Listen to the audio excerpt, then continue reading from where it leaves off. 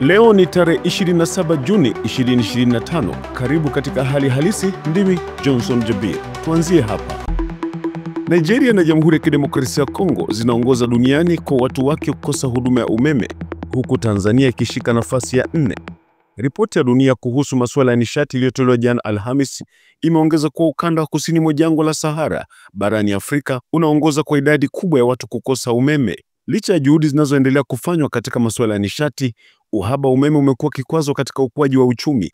Elimu duni na changamoto za kiafya zimekuwa zikijitokeza. Takwimu mpya kutoka Benki ya Dunia inaonyesha zaidi ya watu milioni 666 wanakosa huduma ya umeme, ambapo Nigeria idadi ya watu milioni 86, DRC watu milioni 79, Ethiopia watu milioni 56 na Tanzania watu milioni 34. Uganda inashika nafasi ya 5 duniani kwa watu milioni 23 kukosa huduma ya umeme. Niger watu milioni 21, Msumbiji watu milioni 21, Burkina Faso watu milioni 18 na Angola watu milioni 17. Kenya inashika nafasi ya 14 duniani kwa watu milioni 13 kukosa huduma ya umeme.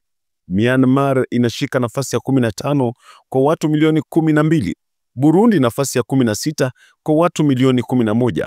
Pakistan inashika nafasi ya 17 kwa watu milioni 10 kukosa huduma ya umeme. Aidha, ripoti hiyo imebaini kuwa endapo juhudi za makusudi zitachukuliwa katika maeneo yaliyotajwa, ifikapo mwaka 2030 kiwango cha uhaba wa umeme kitakuwa kimepungua. Nchi zilizopo chini ya ukanda wa jangwa la Sahara zinafikisha 76% duniani kwa ukosefu wa huduma ya umeme, ikiwa ni ongezeko la 1% ikilinganishwa na mwaka 2024.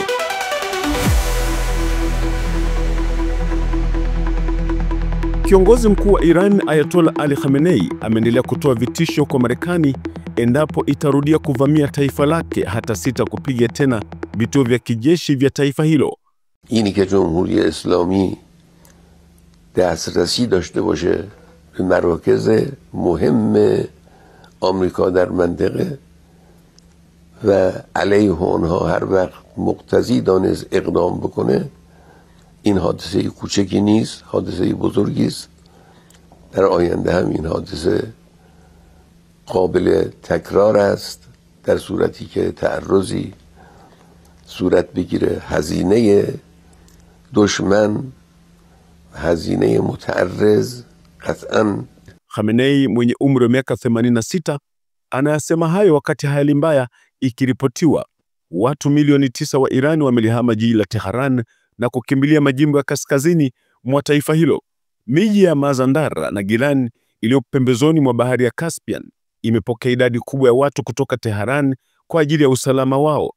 Mchambuzi wa masuala ya kijeshi na afisa wa zamani wa NATO, Yusuf Al-Barda, anasema mataifa yote mawili yamepoteza pakubwa ndani ya majuma mawili ya vita hivyo.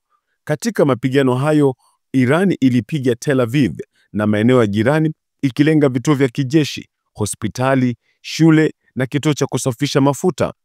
Wakati hayo yakijiri, waziri wa ulinzi wa Israel amesema endapo angepata nafasi angemuua Ayatollah Ali Khamenei. Makombora 145 ya anga yamerushwa katika vita hivyo hadi sasa.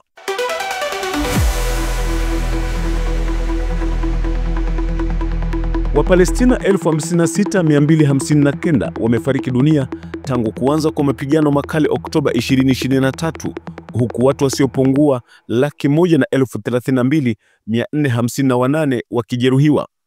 Wakati ripoti hiyo ikitolewa jana Alhamis, majeshi ya Israeli yamevamia maeneo mbalimbali ambapo watu 5 wamefariki katika mji wa Khan Yunis baada ya shambulio la anga kufanywa na majeshi ya Israel.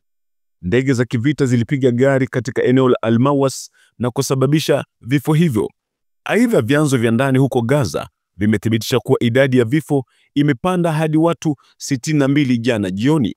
Mji wa Deir al-Bala ulishambuliwa kwa droni na majeshi ya Israel, ambako watu 15 walipoteza maisha baada ya bomu la kurushwa katika mtaa wa Al-Baraka.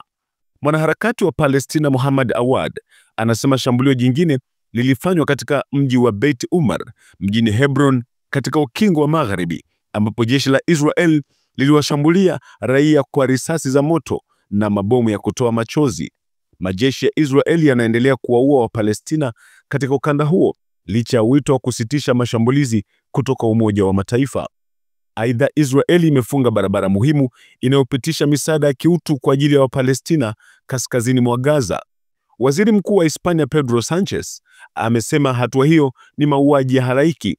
Katika siku 12 za mapigano baina ya Israel na Iran, Wapalestina 800 wameuawa.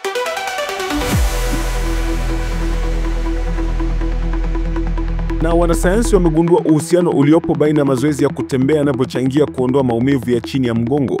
Ripoti ya shirika la afya ulimwenguni WHO inasema watu milioni 619 mnamo mwaka 2020 duniani kote walikuwa na maumivu ya chini ya mgongo.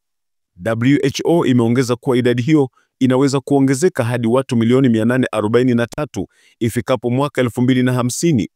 Maumivu ya chini ya mgongo yanapomshika mtu huathiri maisha yake ya kila siku, ripoti hiyo imesema.